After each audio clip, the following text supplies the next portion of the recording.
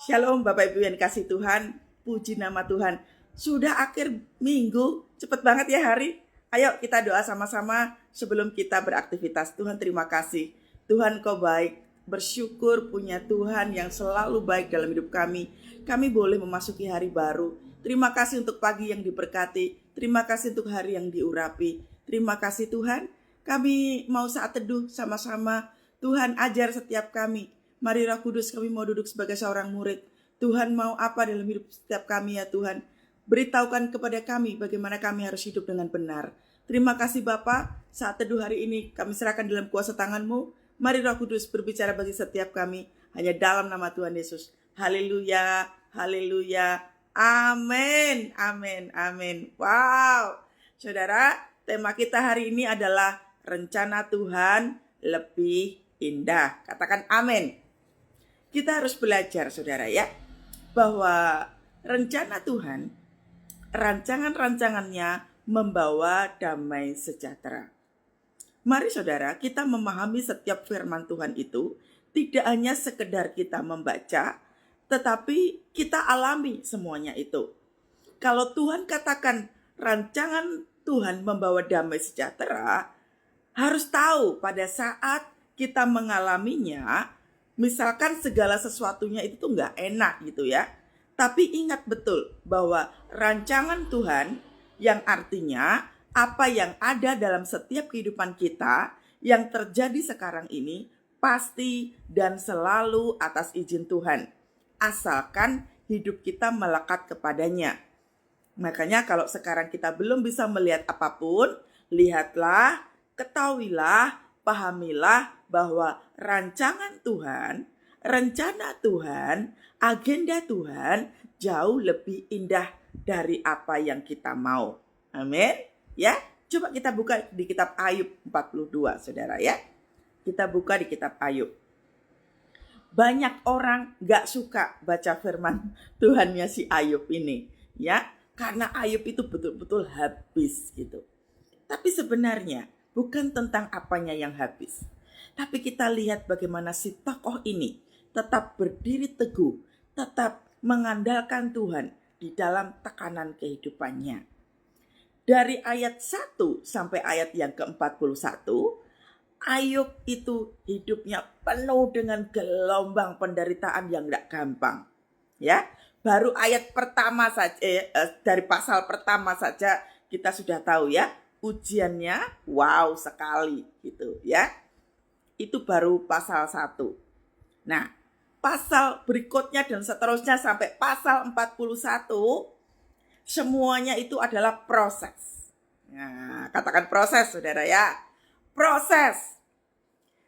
Orang suka atau enggak pasti ngalami proses. Kristen atau enggak, pengikut Kristus atau enggak pasti ngalami proses. Siap atau tidak, semuanya pasti ngalami proses. Nah, makanya ikuti tuntunan agar supaya proses yang kita alami itu menghasilkan sesuatu hal yang dahsyat seperti Ayub ini. Makanya kalau baca Ayub jangan dibaca pasal yang terakhir, karena itu sudah pasti terjadi. Tuhan gak ngelihat itu, karena pasal 42 yang akan kita bahas ini adalah reward. Ini adalah bonus yang harus dirasakan oleh Ayub, karena dari 41 pasal sebelum-sebelumnya Ayub mengalami proses yang tidak mudah. Ya, coba kita lihat di Ayub 42 ayat yang pertama. Maka jawab Ayub kepada Tuhan. Perhatikan kalimat Ayub. Aku tahu. Nah, aku tahu, bahwa engkau sanggup melakukan segala sesuatu. Banyak orang kalau baca firman Tuhan ini, yes, amin, kenceng banget gitu. Setiap firman Tuhan tidak bisa kita itu memotong hanya ayat yang baik saja. Karena satu ayat, biasanya ayat sebelumnya itu ada sambungannya. Jadi artinya begini, bagaimana bisa Ayub mengatakan bahwa Tuhan itu sanggup melakukan segala sesuatu? Sebab Ayub dari pasal 1 sampai 41 itu, dari proses yang tidak gampang itu, dari kesakitan yang harus dia rasakan itu, at the end dia bisa merasakan bahwa dalam proses yang tidak menyenangkan itu, Ayub mengakui bahwa Tuhan sanggup melakukan segala sesuatu. Jadi artinya saudara, kalau engkau baca firman Tuhan, ketika engkau mengatakan, oh yes, Tuhan sanggup melakukan segala sesuatu. Memang Tuhan sanggup melakukan segala sesuatu. Tapi engkau harus tahu, prosesnya jalan dulu baru ini terjadi. Ya, ini dulu terjadi. Coba kita lihat dulu sebelum-sebelumnya. Ayub itu di pasal pertama. Ya, di pasal pertama, Ayub itu siapa coba? Ayub 1 ya. Ayub pasal 1. Ayub bernama Ayub, orang itu adalah saleh dan jujur. Ia takut akan Tuhan dan menjauhi kejahatan. Lihat ya. Ayub adalah orang jujur, saleh, hidupnya takut akan Tuhan dan menjauhi kejahatan. Jadi kalau kita baca pasal 42 ayat yang kedua ini, jangan asal yes, amin, amin, amin. Itu tidak akan pernah terjadi kalau pasal 1 ayat 1 itu tidak dilakukan. Karena setiap firman, setiap perkenanan Tuhan ada syarat dan ketentuan. Gak semerta-merta kita, makanya kita kalau baca firman Tuhan itu ngerti. Karena kalau engkau gak ngerti, engkau akan kecewa. Katanya Tuhan, Tuhan menyertai. Katanya Tuhan membimbing. Katanya Tuhan mencukupkan. Katanya suruh doa, suruh minta. Tapi mana kenyataannya gak terjadi. Karena engkau hanya ngambil ayat firman Tuhan yang engkau suka. Ya enggak? Makanya kalau baca firman Tuhan itu, saya katakan tiap hari bacalah firman Tuhan urut. Jangan mengambil firman Tuhan yang kau suka saja. Karena itu percuma. Ya. Pasal pertama itu adalah syarat. Ya. Orang saleh, orang jujur, hidup takut akan Tuhan dan menjauhi kejahatan. Nah, kita pahami dulu. Orang saleh itu seperti apa? Saleh bicara tentang kerendahan hati. Orang kalau rendah hati, mau diapa-apain aja, tetap menerima. Rendah hati itu tuh gak punya rasa keberanian untuk teriak sama Tuhan. Rendah hati itu mengerti bahwa tuntunan Tuhan pasti mendatangkan damai sejahtera, sukacita. Itu saleh. Saleh tidak menyukai kebencian. Saleh tidak menyukai konflik. Saleh itu bicara tentang apa? Tentang kepribadian, integritas sebagai seorang Kristen, itu saleh. Nah, syarat berikutnya selain saleh apa? Jujur. Kita diminta untuk hidup jujur sama Tuhan. Ya, dalam pekerjaan kita, dalam kehidupan kita sehari-hari, jujur. Coba kita bikin bisnis usaha, jujur enggak? Kita kalau lagi, maaf ya, kalau lagi mau pinjam duit ke orang, jujur enggak itu duitnya buat apa? Itu pun diperhitungkan sama Tuhan. Ya. Lalu berikutnya apa? Takut akan Tuhan. Orang saleh pasti hidupnya takut akan Tuhan. Takut akan Tuhan itu apa? Menaruh rasa hormat. Kemarin masih ada orang komen di Instagram saya bilang begini. Ini kalau Kristen, maaf ya. Kristen gak ngalami pertumbuhan itu tuh selalu ngomongnya begini. Tuhan membiarkan saya. Sudah melakukan apapun. Sudah berdoa tapi Tuhan membiarkan saya ini.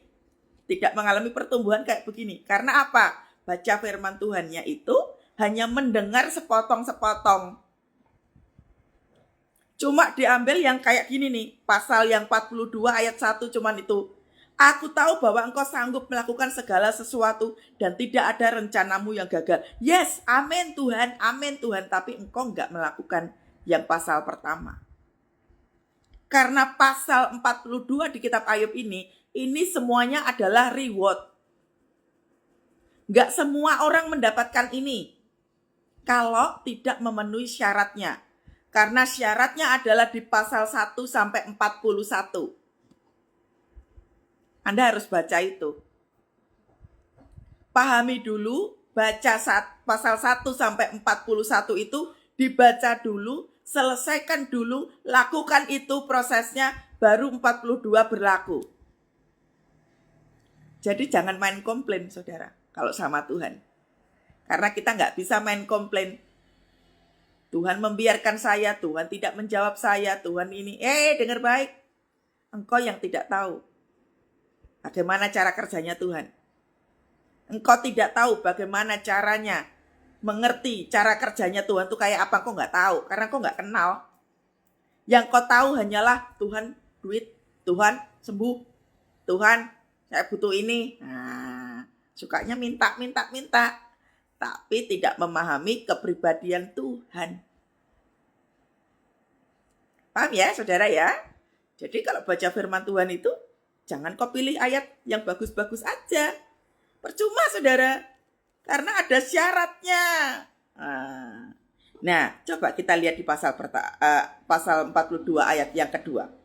Aku tahu, Aku tahu, berarti sebelum-sebelumnya Ayub itu tahu enggak? Tetap tahu, tapi karena proses 1 sampai 41 itu, ya dia itu juga manusia biasa seperti kita. Dia juga mengalami kelelahan, rasa frustrasi yang besar, ya, ada rasa ketakutan juga, tetapi at the end, dari proses demi proses, dia tetap pegang kendali segala kehidupannya, karena dia tahu sungguh dia lagi jalan sama Tuhan. Makanya dia bilang begini, aku tahu. Berarti selama proses itu dia menyadari bahwa satu-satunya sosok yang menolong dia cuma Tuhan, gak ada yang lain.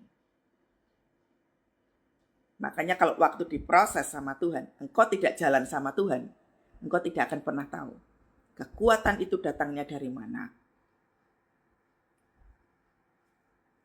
Makanya kalau fokus sama suatu persoalan, saudara, jangan fokusnya kepada penyelesaian. Karena Tuhan gak peduli cara selesai. Tuhan gak peduli dengan kondisi akhirnya. Tuhan itu sangat pengen kita itu ngikuti prosesnya. Karena itu proses itu pembentukan. Penuaian tanpa proses gak mungkin. Makanya kalau orang mengatakan bahwa ini kapan ya prosesnya segera selesai, saya mau kasih tahu. Petani kalau lagi nabur benih, kira-kira bisa nggak kita mengatakan baru juga ditabur 2-3 hari yang lalu, benihnya ditanam, lalu kita mengatakan ini panennya kapan ya? Kenapa harus bertanya?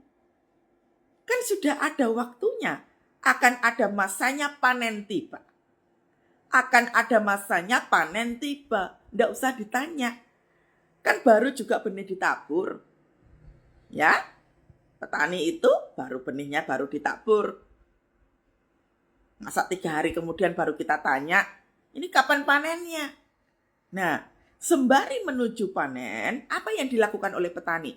Dia menyiram, dia memupuk, ya, benalu-benalunya, rumput-rumputnya dicabut-cabutin gitu ya. Binatang-binatang yang berasa merusak itu, disingkir-singkirin.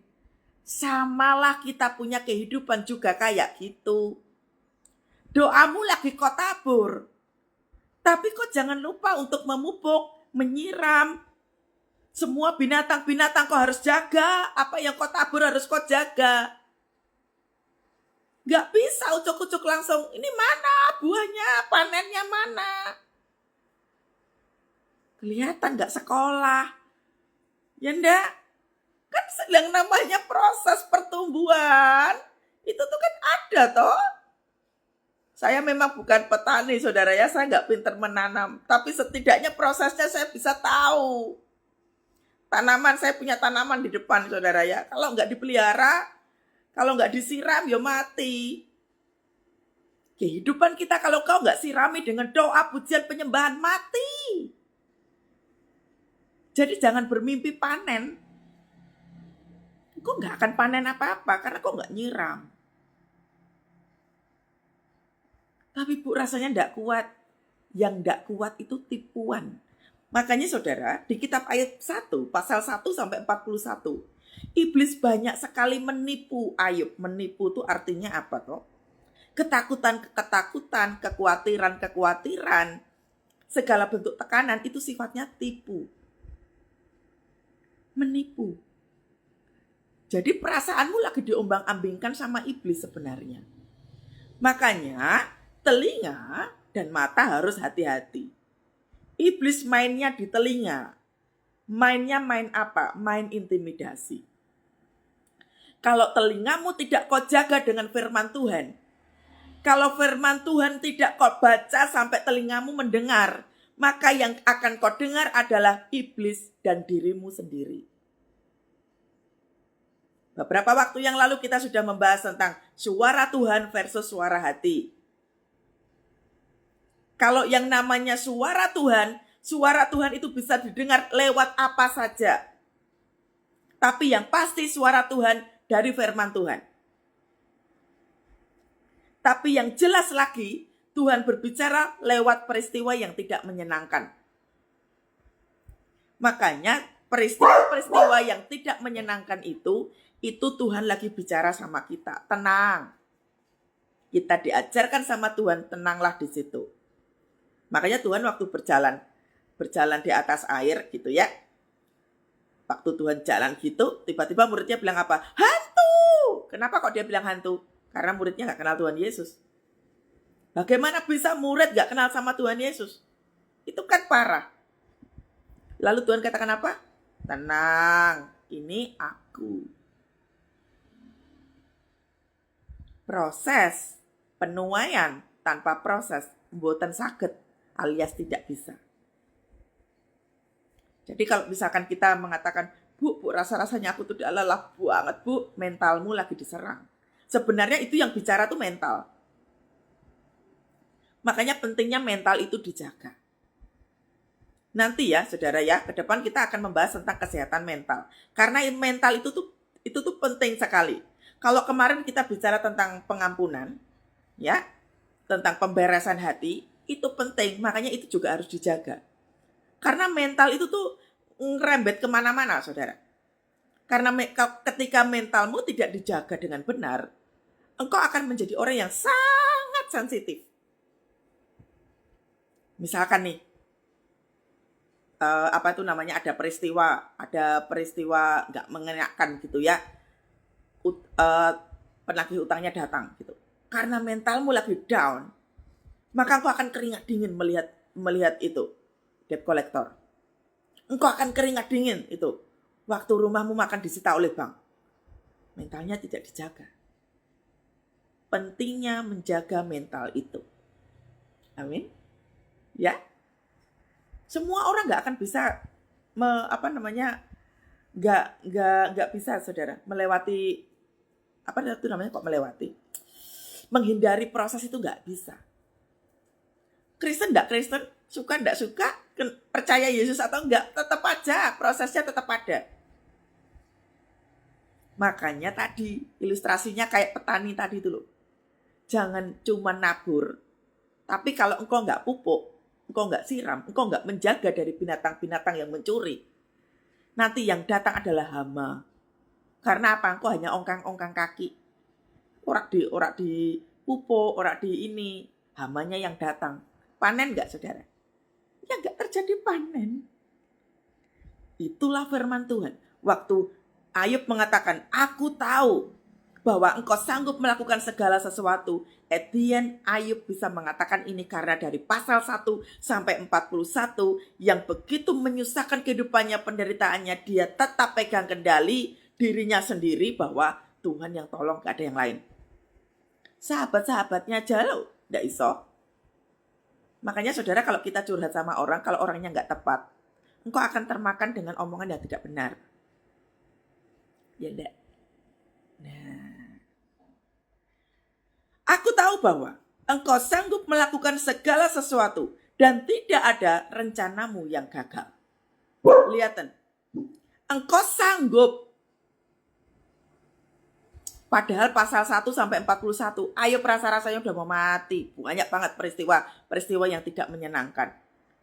Dihabisi keluarganya, dihabisi materinya, bahkan kesehatannya dia sendiri pun hampir-hampir habis nyaris.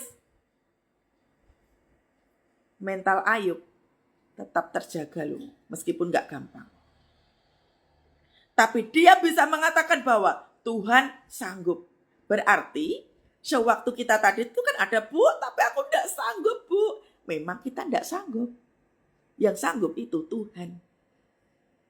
Jadi waktu kita mengatakan, aku gak sanggup lagi, Bu, aku udah gak kuat lagi, Bu. Itu tipuan iblis. Karena telingamu hanya mendengar dirimu sendiri dan mendengar intimidasi. Makanya kalau baca firman Tuhan itu, begini. Yes, aku tahu bahwa Tuhan sanggup. Tuhan, aku percaya Engkau, Tuhan. Engkau sanggup melakukan apa saja yang dalam kehidupanku. Aku percaya kepadamu, Tuhan. Aku percaya di dalam nama Tuhan Yesus. Tidak ada rencana Tuhan yang gagal dalam hidupku. Yes, Tuhan. Yes, Tuhan. Sekalipun aku belum sembuh dari sakit penyakitku, Tuhan, aku percaya Allahku sanggup. Allahku sanggup. Telinganya mendengar. Tapi kalau engkau mengatakan, Tuhan, aku tidak kuat, firman Tuhan ini lewat.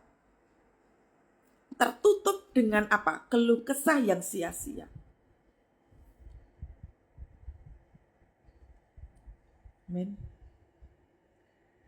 Makanya iblis itu, kok nggak kenal pekerjaan iblis sih? Kok harus kenal kerjaannya dia? Kerjaannya dia hanyalah intimidasi. Dia nggak nyentuh-nyentuh. Lihatin loh ya. Ayub itu. Coba. Buka dulu Ayub 1. Ayat yang ke-12. Ayub pasal 1 ayat yang ke-12. Dikatakan begini. Maka firman Tuhan kepada iblis. Nah. Segala yang dipunyainya. Yang dipunyai Ayub apa? Keluarga. Harta benda. Binatang peliharaannya itu. Kesehatannya. Dirinya dia sendiri. Itu yang dipunyainya ada dalam kuasamu. Perhatikan. Yang kau punya apa sekarang? Itu bisa diizinkan Tuhan atas dikuasai oleh si jahat. Tetapi hanya janganlah engkau, lihat, mengulurkan tanganmu terhadap dirinya. Mengulurkan tangan itu artinya apa toh, saudara? Dia berusaha untuk membantu. Jadi iblis itu berusaha untuk apa toh? Kamu jangan melihat Tuhan. Sini, kamu lihat aku, kata iblis. Makanya berapa banyak orang kerja mati-matian dari pagi sampai pagi. Wah, ngoyo banget kerjanya. Sampai sakit-sakitan. Begitu dapat duitnya, cuman buat bayar utang, buat bayar rumah sakit, ditipu orang, sia-sia enggak. Karena dia tidak tahu waktu Tuhan. Dia tidak tahu waktu rest. Orang itu tuh harus tahu ya. Membagi waktu harus tahu. Waktu untuk Tuhan. Waktu untuk keluarga. Waktu untuk kita kerja. Waktu untuk kita pelayanan. Waktu untuk kita diri kita sendiri. Harus tahu membaginya. Itulah pentingnya hikmat dan pengetahuan. Duduk bareng sama Tuhan. Supaya kita dikasih hikmat untuk bisa mengelola waktu itu dengan benar. Makanya nggak tepat, saudara. Kalau ada orang mengatakan, aku nggak sempat saat teduh tadi, soalnya ini. Begitu sudah malam, aduh aku capek banget. Aku benar-benar nggak ada waktu buat saat teduh. Bukan nggak ada waktu. Engkau nggak smart untuk membagi waktu dengan benar. Yang pertama nggak smart.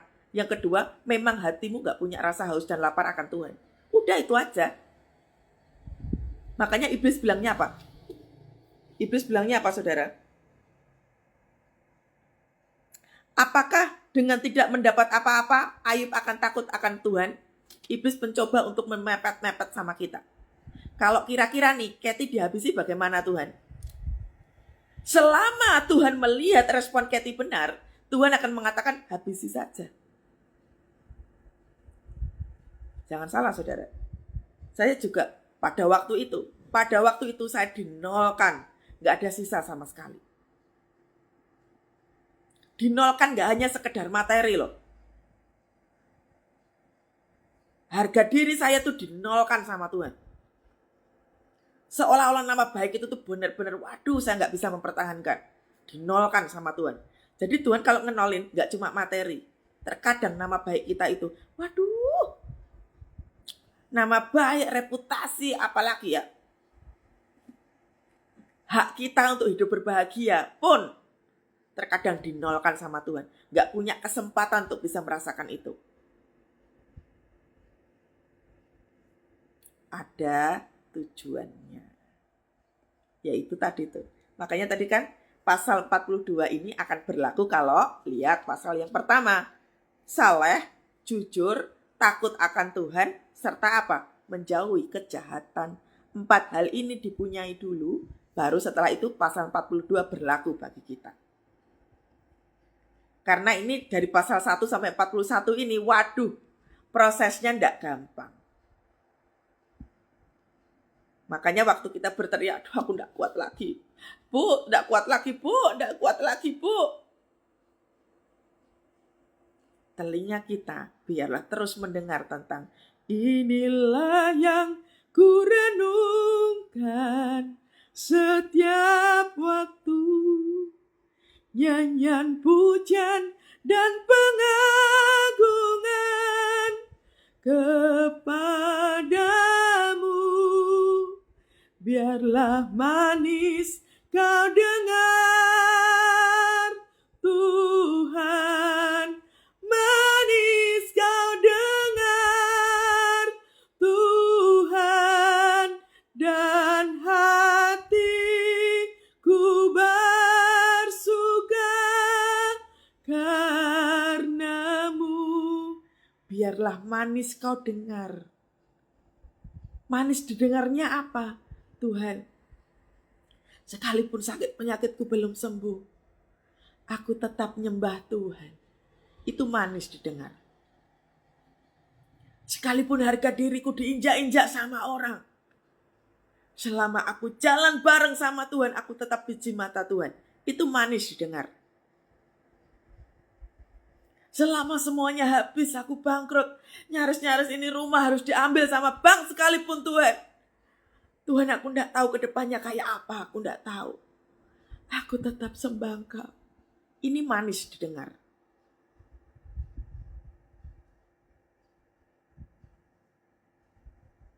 Inilah yang ku renungkan. Firman Tuhan renungkan dulu. Kalau baca firman Tuhan itu jangan kayak koran.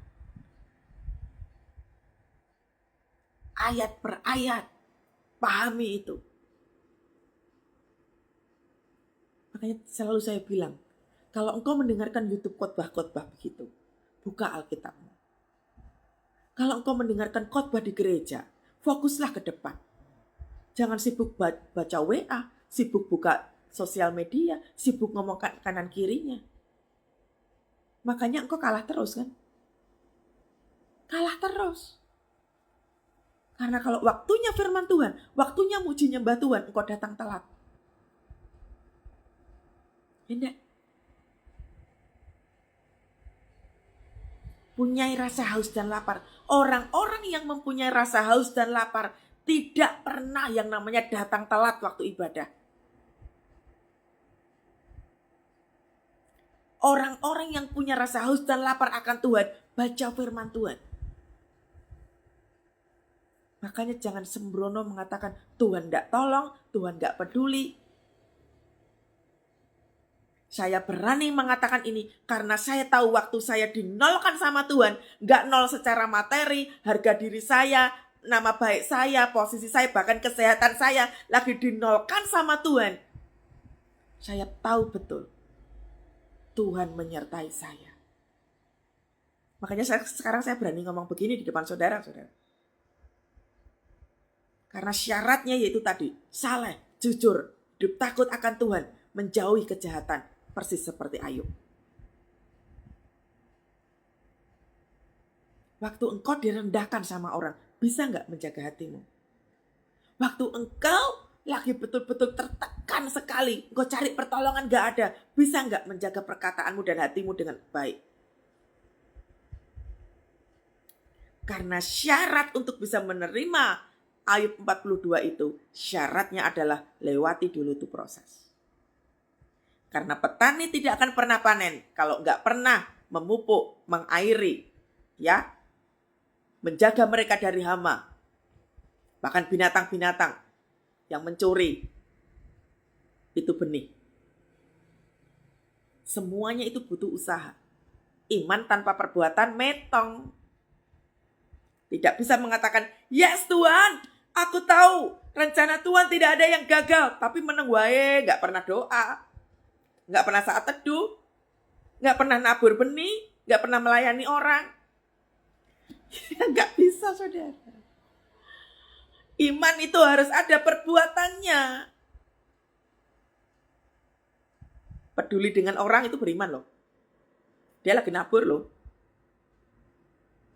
Waktu engkau lagi ke dalam keadaan kesusahan, engkau melihat saudaramu jauh lebih susah, engkau membagikan apa yang kau punya, itu iman. Waktu engkau mendoakan orang lain, sementara dirimu sendiri dalam kesusahan, engkau datang kepada orang itu, engkau mendoakan, engkau memeluk pundaknya, engkau mengatakan kuat ya, teguh ya, itu iman. Itu iman loh. Asal Anda tahu ya, waktu saya dinolkan sama Tuhan, itu bukan saya tuh diem aja loh. Baca buku, baca semua pengajaran pengkhotbah saya tulis. Lalu kemudian Tuhan ajarin saya pelayanan di pinggir-pinggir jalan. Wah, di lorong-lorong itu Tuhan suruh saya datang ke situ. Itu kondisinya saya lagi nol. Tuhan lagi ngajarin saya apa? Jangan memikirkan kebutuhan pribadimu.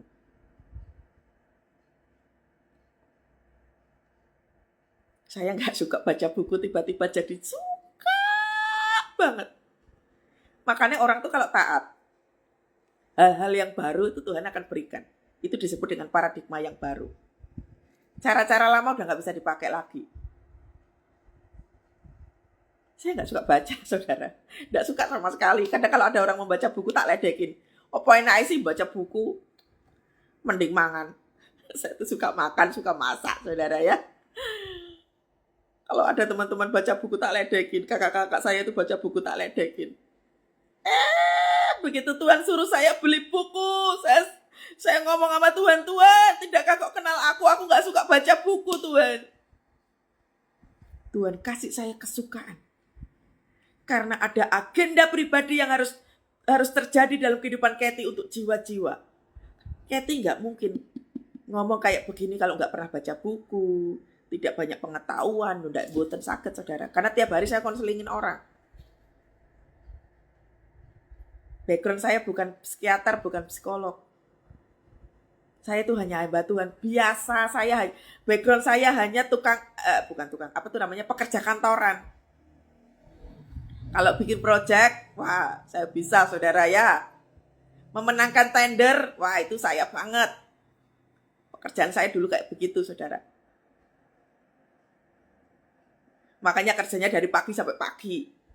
Karena itu berurusan sama tender. Tapi begitu semuanya zero. Materi, nama baik, harga diri, lagi dinolin sama Tuhan. Termasuk kesehatan saya dinolin sama Tuhan.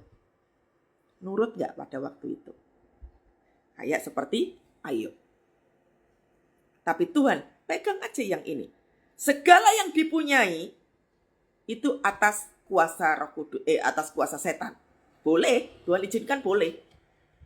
Makanya segala sesuatu yang terjadi dalam hidup kita boleh diizinkan terjadi. Respon itu harus benar. Responnya harus benar. Karena kalau responmu salah, maka yang terjadi adalah kekecewaan. Katanya Tuhan sanggup melakukan sesuatu.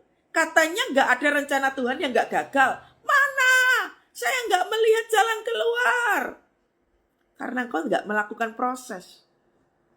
Engkau maunya kabur, maunya selesai. Proses. Ya. Jadi Ayub at the end, dia tahu bahwa Allah sanggup melakukan segala sesuatu. Engkau harus baca ini sampai mendengar kamu punya telinga. Jadi nanti waktu tekanannya besar, baca ini lagi. Ya Tuhan, aku tahu rencana Tuhan gak pernah gagal. Apa sajalah Tuhan, apa sajalah Tuhan, Engkau yang mau. Silahkan Tuhan, silahkan Roh Kudus. Aku gak tahu harus seperti apa. Aku percaya kepadamu. Lalu ayat yang ketiga. Firman Tuhan katanya. Siapakah dia yang menyelubungi keputusan tanpa pengetahuan? Nah, lihat. Siapa yang suka bikin keputusan gak pakai pengetahuan? Contohnya gampang banget. Ambil pinjaman online. Pinjaman online itu kan orang kalau gak punya pengetahuan, taunya cuman apa? Bu, kan kepepet bu. Bu, gak ada jalan keluar lagi bu. Maaf. Pentingnya hikmat dan pengetahuan. Orang kalau nggak punya hikmat dan pengetahuan, sembrono ambil keputusan. Selalu dikedepankan apa? Kepepet. Kepepet bu. Lagian saya itu kan utang itu buat kebutuhan keluarga. Sepertinya benar ya. Sepertinya. Buat kebutuhan keluarga. Sepertinya benar. Tapi engkau cari jalur aman.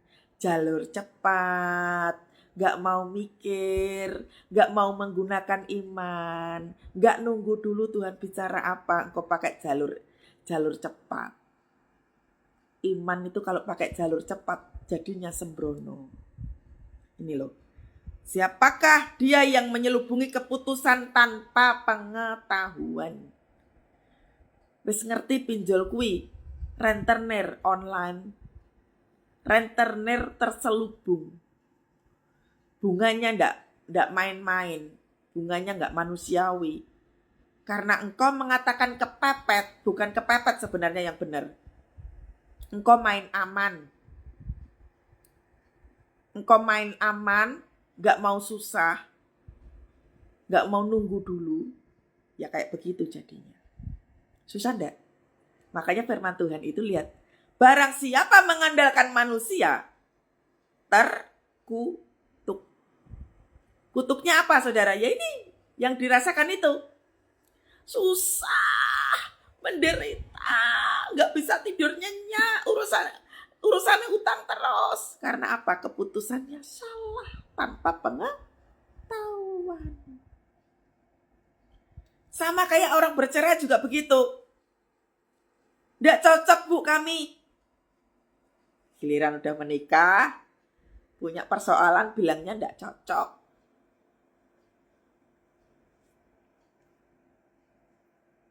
Terus bercerai. Enggak punya pengetahuan. Emang dipikir kalau bercerai terus menyelesaikan masalah begitu? Terus Anda enggak memikirkan kalau Anda punya anak, Anda bercerai, kok enggak mikir kondisi psikologi anak kalau punya orang tua bercerai itu rasanya piye? Ini orang kalau nggak punya pengetahuan kayak begini.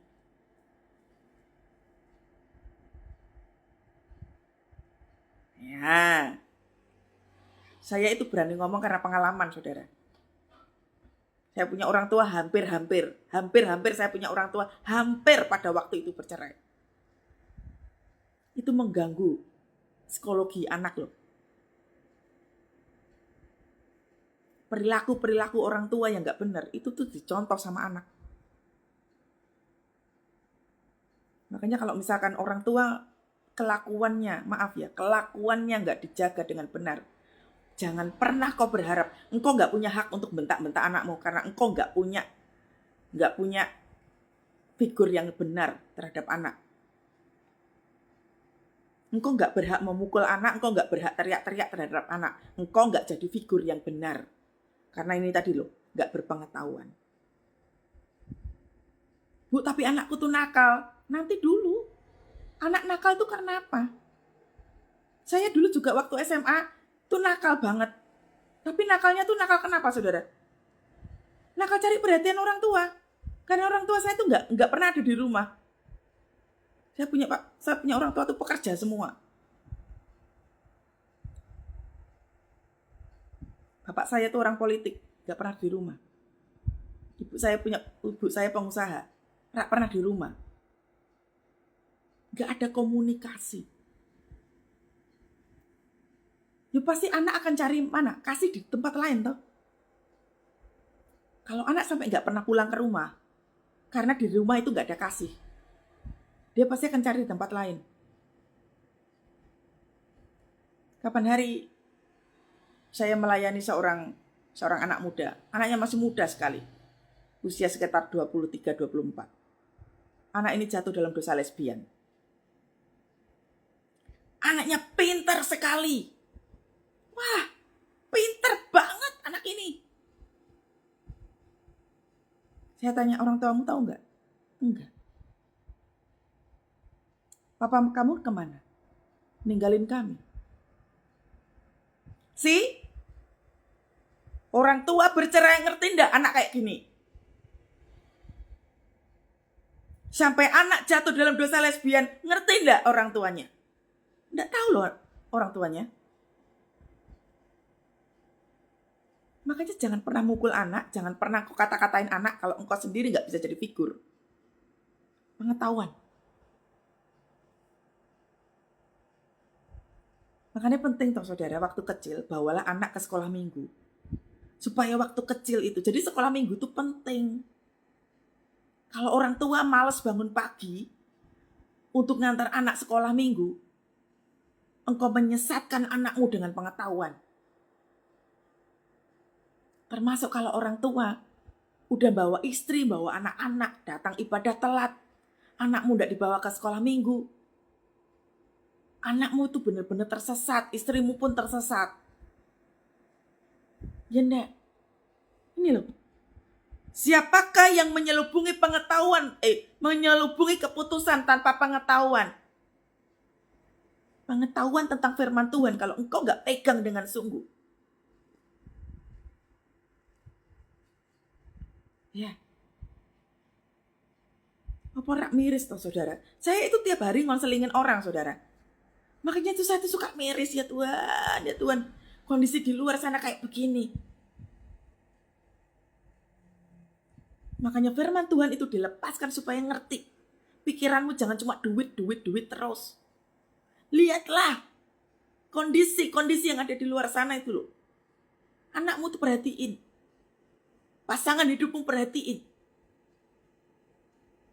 Kalau pikirannya cuma duit terus. Kok mandek? Sudahlah, mandek kekristenanmu, mandek. Tadi kayak ujian tadi tuh. Inilah yang ku renungkan setiap waktu.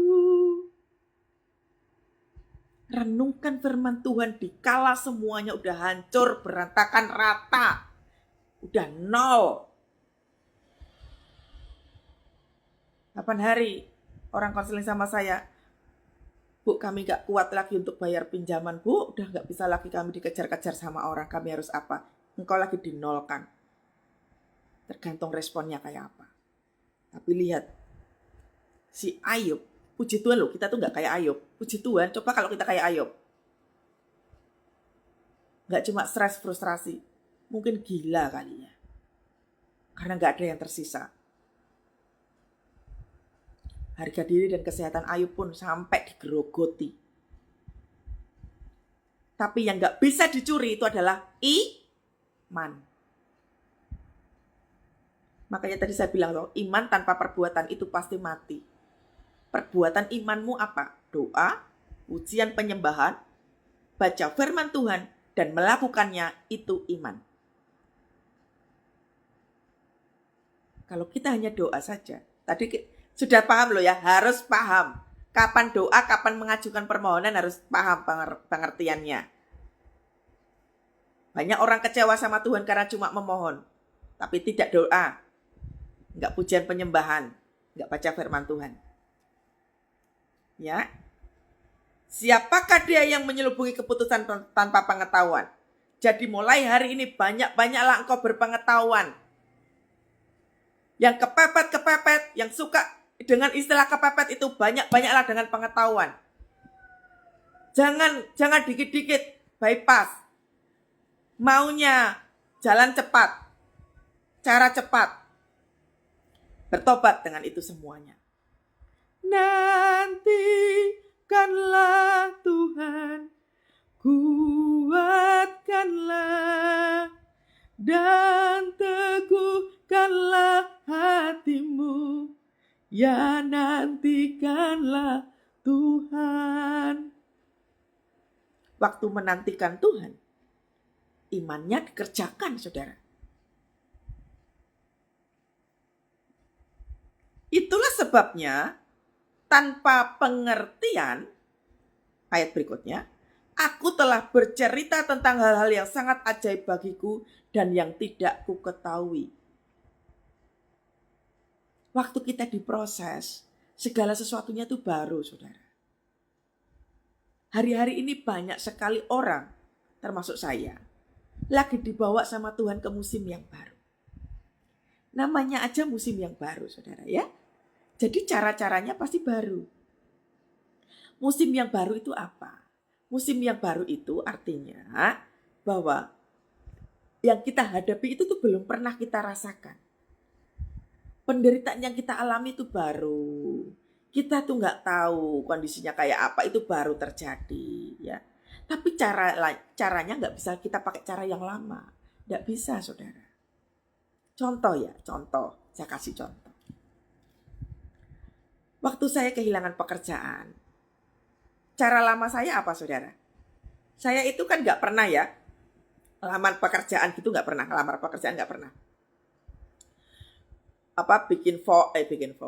bikin CV gitu ya, terus saya upload ke mungkin ke Jobstreet atau apa gitu, nggak pernah sama sekali. Dari sejak saya lulus kuliah sampai saya kerja yang terakhir, selalu dapatnya dari rekomendasi. Dulu waktu lulus kuliah, karena nilainya bagus, itu udah langsung diminta. Jadi kalau di negeri itu, kalau misalkan nilainya bagus begitu, itu udah dicari. Ya, udah dicari. Jadi saya itu terbiasa dapat rekomendasi. Gampang banget. Cari kerjaan pada waktu itu saya tuh gampang pakai banget. Saya pindah kerja aja nggak pernah takut. Saya cuma tanya, misalkan saya tanya sama teman saya, ada lowongan nggak di situ, kayak gitu. Background aku kayak begini.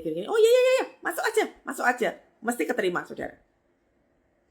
Saya nggak pernah, memang betul, saudara. Saya tidak pernah namanya saya masuk ke perusahaan baru nggak diterima tuh nggak pernah sama sekali. Selalu masuk. Bahkan ada satu perusahaan besar SOS, ya. Masuk ke situ tuh susah banget. Ngelewatin kurang lebih 4 kali tes. Begitu udah lolos, semuanya udah lolos. Udah di depan presidirnya, saudara. Udah tahu gaji saya seperti apa. Wah, gajinya gede banget. Tapi pas di depan presidirnya, tinggal saya bilang iya. Tiba-tiba Roh Kudus bilang tidak. Ya sudah, saya langsung lepas, maaf. Rasa-rasanya saya tidak menerima pekerjaan ini. Sampai saya bilang gini, gak gampang loh masuk ke sini. Gak gampang loh. Kamu udah melewati 4 tes. Kamu tinggal tanda tangan kontrak aja loh. Kok kamu lepas kenapa? Saya cuma mengatakan, bukan dari Tuhan. Saya diketawain loh. Susah ya kalau ngomong sama Kristen radikal. Oh ya memang. Saya lebih takut sama Tuhan daripada saya bekerja di tempat yang salah. Pentingnya pengetahuan. Pengetahuan itu salah satunya adalah hubungan dengan Tuhan. Kalau kita nggak membangun hubungan dengan Tuhan, salah nanti, saudara. Jangan menggunakan keputusan-keputusan. Contoh. Hari Minggu waktunya ibadah. Wah, Bu, itu Bu, kalau kerja hari Minggu lumayan, Bu. Dapatnya 1 juta. Dapatnya 500.000, Bu. Lumayan lah, gak apa-apa lah. Selama 2 bulan ini saya gak ibadah. Cuannya gede, Bu. Lumayan buat bayar utang. Sepertinya benar ya saudara. Sepertinya benar. Utangmu banyak, engkau harus kerja, harus dilunasi. Sepertinya benar. Tapi maaf, engkau tidak berpengetahuan. Engkau tidak berpengetahuan. Yang kau pikirkan hanyalah bayar utang, lunas, selesai. Engkau tidak berpengetahuan ketika imanmu tidak kau berikan makanan, maka engkau akan menjadi pribadi yang jauh dari Tuhan. Ketika kita menjadi pribadi yang jauh dengan Tuhan, pikiran kita, cara bicara kita, perilaku kita jahat. Gak akan pernah terbentuk apapun. Makanya pentingnya pengetahuan. Pentingnya pengertian. Kalau kita ngomongin rencana Tuhan lebih indah, engkau gak akan pernah mengerti rencana Tuhan itu lebih indah kalau engkau tidak berpengetahuan dan tidak berpengertian.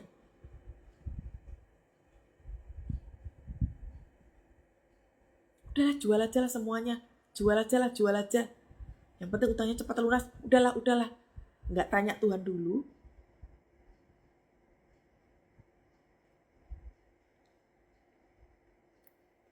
Saya pernah punya satu perhiasan, saudara. Saya suka sekali perhiasan itu. Tapi pada waktu itu, saya harus melakukan sesuatu.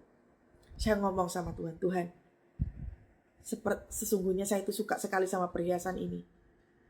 Tapi kalau mentok banget nggak ada jalan keluar, ya sudahlah Tuhan, saya rela. Tapi saya tidak mau mengandalkan perhiasan ini. Saya tetap akan menunggu Tuhan bicara apa. Itu saya ucapkan kira-kira ya sekitar 6 tahun yang lalu apa 7 tahun yang lalu gitulah ya. Itu perhiasan masih ada sampai sekarang. Sesekali saya pakai. Artinya apa? Kalau Tuhan gak izinkan untuk jual, jangan bypass. Pengennya cepat.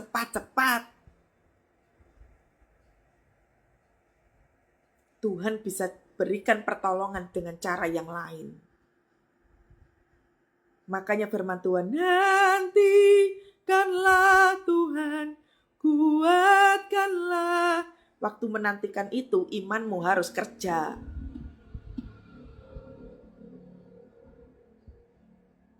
Sama kayak rumah kami. Rumah kami itu kan udah mau ditarik sama bank, udah dikasih waktu loh, cuma berapa? Sebulan. Mana bisa sih bayar utang segitu gedenya? Kalau manusia ya pasti mikirnya udahlah, wis lah. Utang rumahnya ditarik ya wis lah. Gitu kan? Tapi karena ada mesbah keluarga, Tuhan, kalau engkau berkenan rumah ini masih ada, Tuhan biarlah itu terjadi. Kalau enggak ya sudah. Itu syarat tadi, saleh, jujur, takut Tuhan, jauhi kejahatan. Sekian puluh tahun yang lalu itu, rumahnya sekarang masih ada. Malah dikasih kesempatan beli yang sebelahnya. Loh. Ketaatan itu tuh selalu ada reward nih. Pasal 42 itu reward. Asalkan taat. Jangan membiasakan diri cepat. Udahlah, kepepet. Buanglah iman kepepet itu. Itu bukan iman loh. Makanya kalau misalkan ada orang, Bu doakan saya Bu, saya kelilit utang. Gak mau. Saya akan mendoakan orang yang bertobat karena utang. Bertobat dulu, baru saya mendoakan.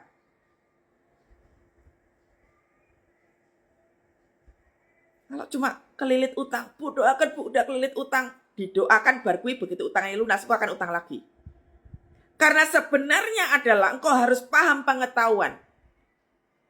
Bahwa engkau harus belajar mengandalkan Tuhan. Tunggu Tuhan bicara apa dulu. Jangan lakukan apa-apa. Supaya besok-besok engkau gak mempunyai kebiasaan utangan. Ngerti gak saudara? Punyailah rasa pekewoh gitu loh sama Tuhan gitu saudara ya. Pakewo itu kalau bahasa Indonesianya apa ya yang paling tepat? Punyai rasa sungkan kepada Tuhan gitu loh. Jangan permalukan Tuhan dengan utang di mana-mana.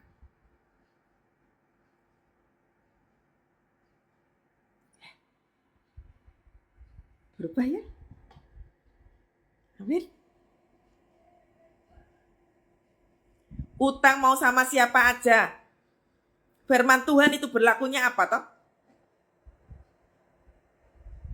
Apalagi kalau maaf ya pinjam sama orang tua.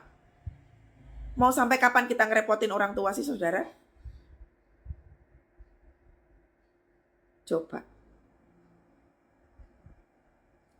Sekarang begini ya.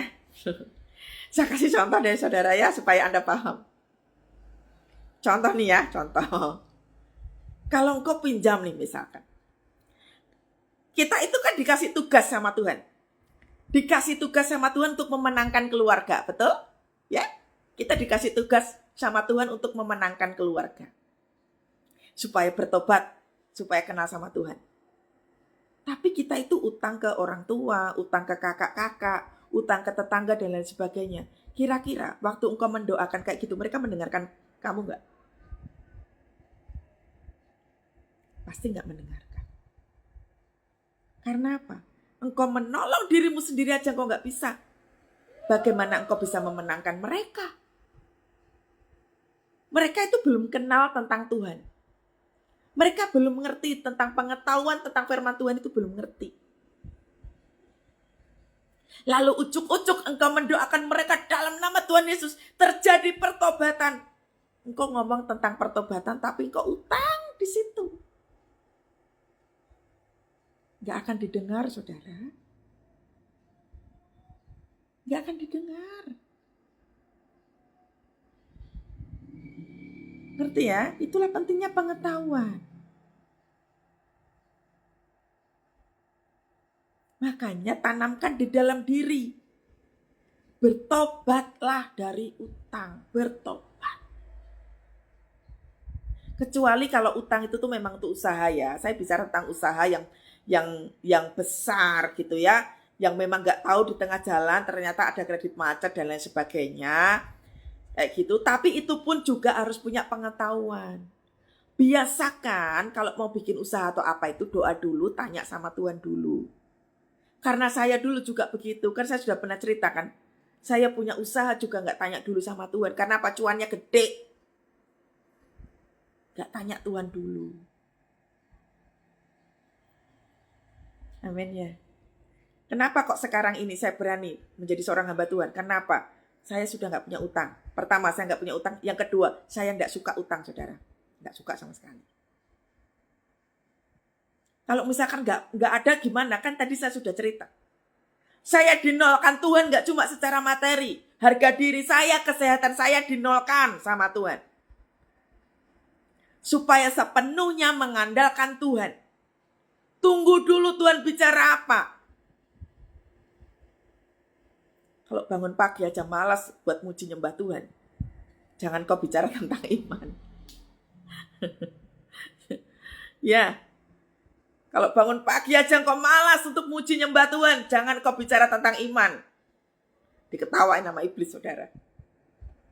Ya. Nih Ayub memberitahukan kepada kita. Pentingnya pengetahuan dan pengertian. Ya. Firman Tuhan. Firman-Mu, dengarlah ayat yang keempat ya. Maka akulah yang akan berfirman. Aku akan menanyai engkau supaya engkau memberitahu aku. Hanya dari kata orang saja aku mendengar tentang engkau. Tetapi sekarang mataku sendiri yang memandang engkau. Lihat nih ayat yang kelima. Hanya dari kata orang saja aku mendengar tentang engkau. Kalau ada orang kesaksian itu, punyailah rasa jealous yang tinggi. Jealousnya jealous positif ya. Tuhan, dahsyat banget kesaksiannya. Aku mau ngalamin itu Tuhan. Dia diproses. Ya Tuhan, sekarang aku ngalamin diproses. Aku juga mau ngalami kayak dia Tuhan yang kesaksiannya dahsyat. Tuhannya sama. Proses kehidupannya ya sama. Mungkin hanya beda kasus. Ya enggak? Sama-sama manusia. Kenapa kok orang lain lebih diberkati? Ya saudara, punyailah rasa jealous yang tinggi. Kalau orang lain diberkati, ya kita lihat. Jangan hanya mendengar, hanya dari kata orang saja aku mendengar tentang engkau. Sekarang mataku sendiri memandang engkau.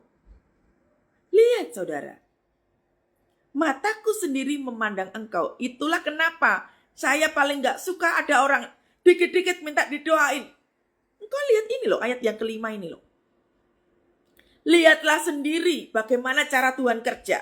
Lihatlah sendiri bagaimana imanmu itu kerja. Lihat sendiri. Engkau harus menyaksikan kualitas imanmu seperti apa. Engkau harus menyaksikan kualitas doamu seperti apa. Kalau dikit-dikit engkau hubungi semua pendeta, 1000 pendeta kau teleponin semua. Imanmu mandul.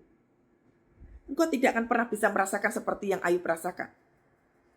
Mataku sendiri melihat apa? Memandang Tuhan. Ojo bypass, dikit-dikit kartu kredit, dikit-dikit ngutang. Gak salah dengan pinjaman itu, gak salah saudara. Boleh, pinjam boleh. Gak dosa kok, pinjam itu gak dosa. Tapi engkau harus hati-hati. Jangan gunakan waktu kepepet itu tadi. Boleh, pinjam itu boleh. Tapi kau harus tahu resikonya kalau engkau gak bisa bayar apa resikonya. Banyak orang itu tuh suka dengan cicilan 0%. Gak apa-apa kok cicilan 0%. Saya itu pernah saudara ya, lagi jalan sama teman begitu. Dia itu beli tas gitu. Terus dia buka kartu kredit gitu kan. Mbak dibikin cicilan 0% ya gitu. Terus saya bilang sama dia, hari ini tadi kita itu belanja udah 3 kali. 3 kalinya itu tuh kau buat cicilan 0% semua. Kak, kan cicilan 0% gak ada bunganya. Kan lebih ringan. Nah ini orang kalau gak berpengetahuan kayak begini. Memangnya kau gak tahu apa yang akan terjadi besok? Lah benar kan? Besoknya apa yang terjadi saudara? Dia punya orang tua jatuh sakit. Harus membayar biaya rumah sakit itu banyak banget. Kira-kira kalau membiasakan diri dengan 0%, engkau harus tahu, kehidupan ke depan memangnya untuk kayak gitu semua. Kau nggak tahu kan? Besok-besok kalau engkau sendiri yang sakit, orang tuamu yang sakit, atau engkau butuh uang ke depannya, kau kan nggak tahu. Itulah pengetahuan. Makanya jangan hanya mendengar tentang Tuhan itu dari orang lain, lihatlah sendiri. Karena waktu kita memandang Tuhan sendiri, pasti yang namanya pengetahuan dan pengertian itu ngikutin. Pasti ngikutin saudara. Kehidupannya ora sembrono.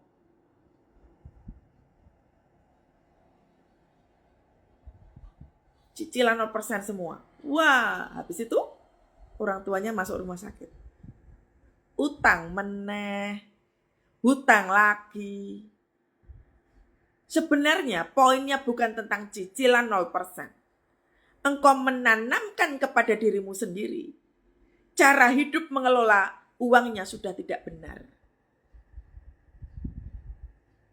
Kebiasaan cara hidup yang salah tuh kayak begini.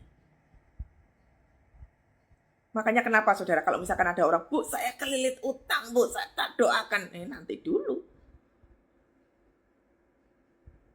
Kalau kau gak punya rasa bertobat, gak bisa.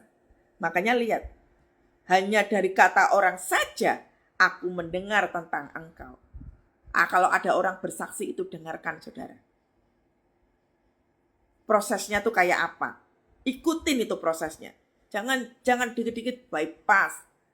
Kepepet Bu, soalnya Bu, Tuhan gak menjawab. Orang mungkin Tuhan gak menjawab. Engkau gak sabar. Engkau maunya enak. Engkau gak mau bayar harga. Ya enggak. Tetapi sekarang mataku sendiri memandang engkau. Lihat saudara ya, rencana Tuhan itu jauh lebih indah. Kalaupun engkau pengen buka toko, pengennya punya toko yang gede, tapi karena gak balik modal, utangmu banyak, kembalikan aja ke rencana Tuhan. Kembalikanlah semuanya ke rencana Tuhan. Tuhan itu gak alergi sama orang kaya, gak alergi. Kita boleh kok. Tapi kalau fokusnya sudah salah, yang tidak berpengetahuan dan tidak mengerti, itu yang berbahaya. Ya. Sama kayak dalam bercerai juga begitu. Jangan kok gampang banget. Gak cocok, Bu.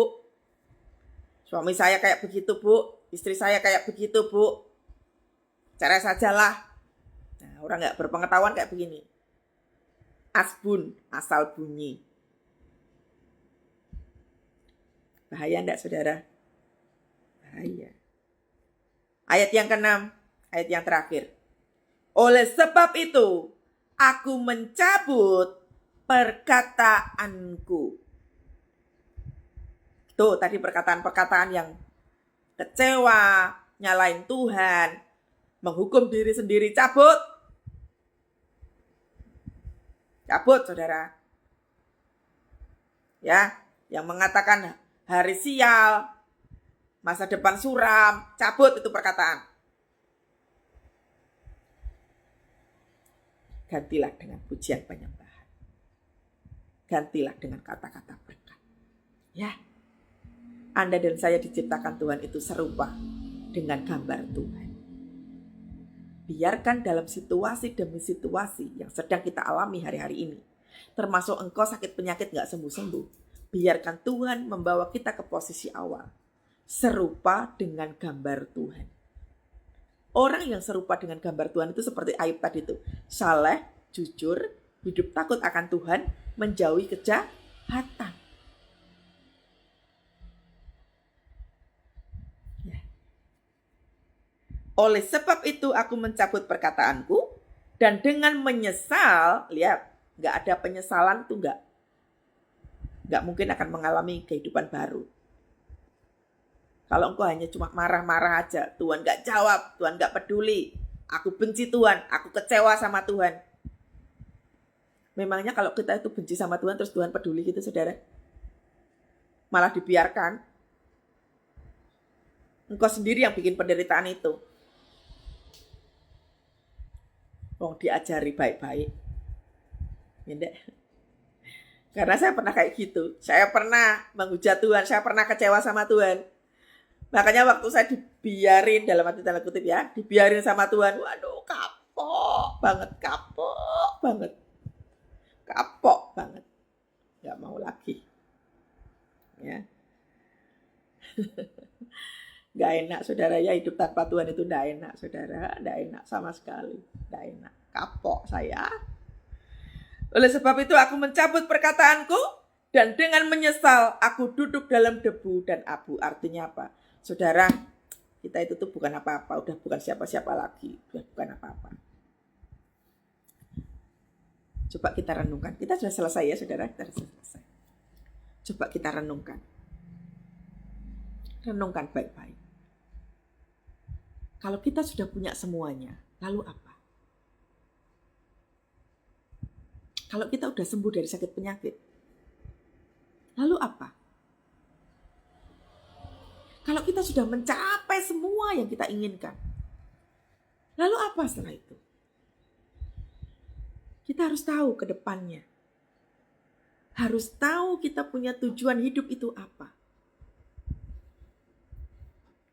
Tidak hanya sekedar kita punya rumah, kita punya mobil, kita punya deposito banyak, anak-anak pintar sekolah semua,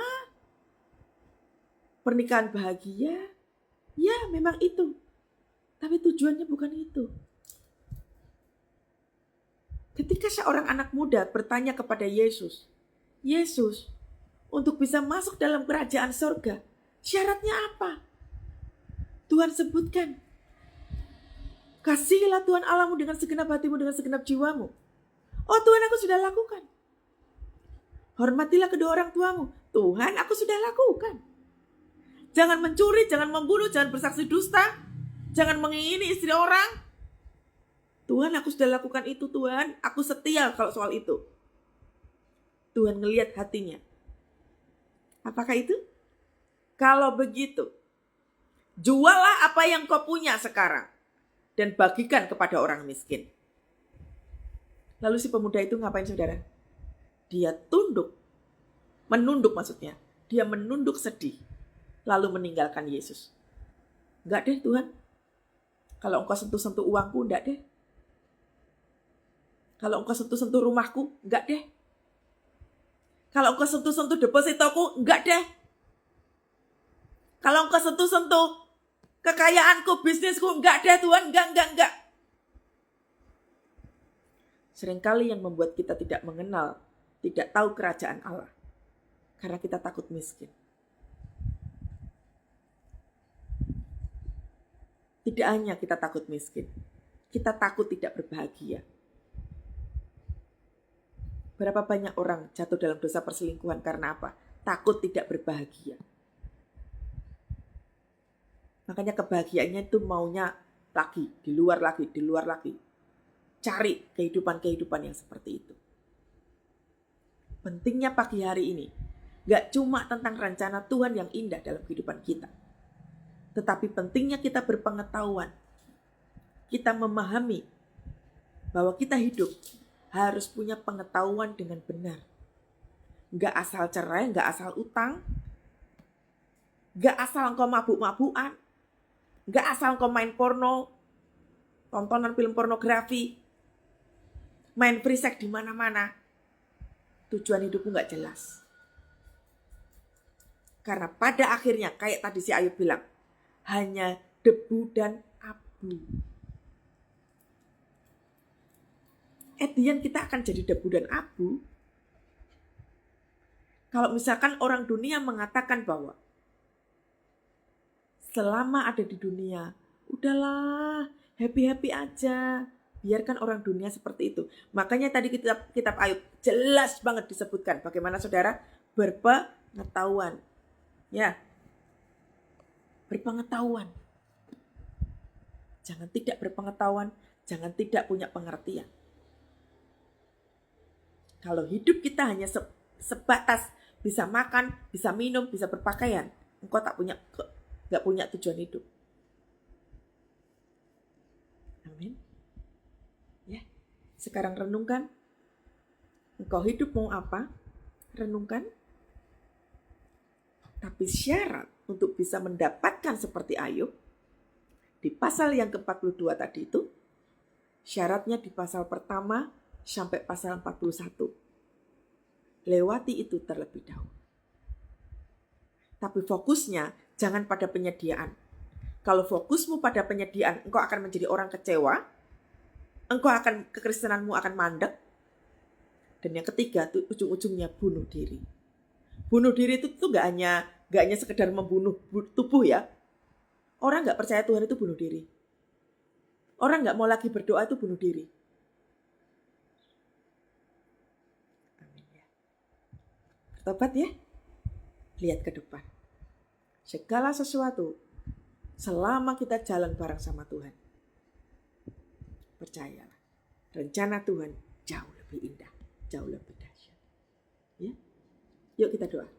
Ku renungkan firman-Mu siang dan malam, ku pegang perintah-Mu dan ku lakukan. Engkau tahu ya Tuhan, tujuan hidupku hanyalah untuk menyenangkan hati-Mu. Lagi, ku renungkan firman-Mu siang dan malam, ku pegang perintah-Mu dan ku lakukan. Engkau tahu ya Tuhan, tujuan hidupku hanya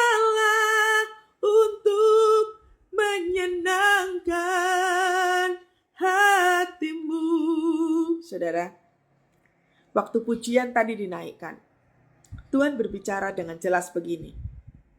Berkat Tuhan tidak mengalir dalam kehidupan kita ketika kita jatuh dalam dosa. Apakah berkat itu? Damai sejahtera, sukacita, kesehatan, keluarga yang berbahagia, itu berkat.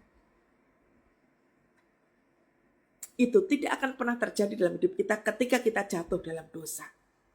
Apakah dosa yang kita lakukan? Tidak percaya Tuhan, tidak mengandalkan Tuhan, tidak mengutamakan Tuhan dalam segala hal. Itu dosa. Jadi Tuhan ingatkan pagi hari ini, waktu nyembah tadi itu, renungkan firman Tuhan dan lakukan. Senangkan hati Tuhan. Menyenangkan hati Tuhan adalah merenungkan firman dan melakukannya. Itu menyenangkan hati Tuhan. Maka keadaanmu yang kepepet itu, kepepet dengan kesembuhan, kepepet dengan pemulihan keuangan, kepepet dengan keadaan keluarga yang gak pulih-pulih, Tuhan sanggup memulihkan. Amin. Ya, Tuhan, terima kasih. Yesus, terima kasih. Pagi hari ini kami bersyukur dengan teguran yang Tuhan Kau berikan buat kami. Kami bersyukur kepadamu. Biarlah kami merenungkan firman-Mu dan kami melakukannya. Tegur kami ya Tuhan, buat kami menjadi gelisah, buat kami menjadi gak enak tidur waktu kami tidak merenungkan firman Tuhan siang dan malam. Berikan kami ketenangan pagi hari ini ya Tuhan. Sewaktu kami menyembah Tuhan, ada hadirat Tuhan turun, membawa kemerdekaan bagi semua kami ya Tuhan. Terima kasih Bapak, terima kasih. Kami percaya rencana Tuhan jauh lebih indah dari apa yang kami nanti-nantikan. Rencana Tuhan jauh lebih baik dari apa yang kami inginkan. Sekali lagi Tuhan, ampuni kami. Ampuni kesalahan kami. Segala pelanggaran kami ya Tuhan. Perbuatan kami yang melukai hidup Tuhan. Yang melukai hati Tuhan dan melukai kehidupan kami dan keluarga kami. Ampuni kami. Sekarang kami mau. Biarlah kami berjalan sesuai dengan hati Tuhan saja. Apapun Tuhan yang Kau mau. Silakan Roh Kudus. Ambil alih segala kehidupan kami. Ambil alih. Terpujilah nama Tuhan. Terima kasih. Biarlah berkat daripada Allah Bapa, Putra dan Roh Kudus menyertai kita semua pagi hari ini dan sampai selama-lamanya. Tuhan menyertai langkah kehidupan kami. Pekerjaan, bisnis, usaha kami diberkati oleh Tuhan. Keluarga kami diberkati oleh Tuhan. Keluar masuk kami diberkati dan diurapi oleh Tuhan. Ada penyertaan yang senantiasa ada dalam setiap kehidupan kami. Mulai pagi hari dan sampai selama-lamanya. Maranatha, Tuhan Yesus datang untuk kedua kalinya. Hanya dalam nama Tuhan Yesus. Haleluya, haleluya. Amin, amin. Tuhan Yesus dahsyat saudara. Sampai ketemu minggu depan ya. Selamat berakhir pekan.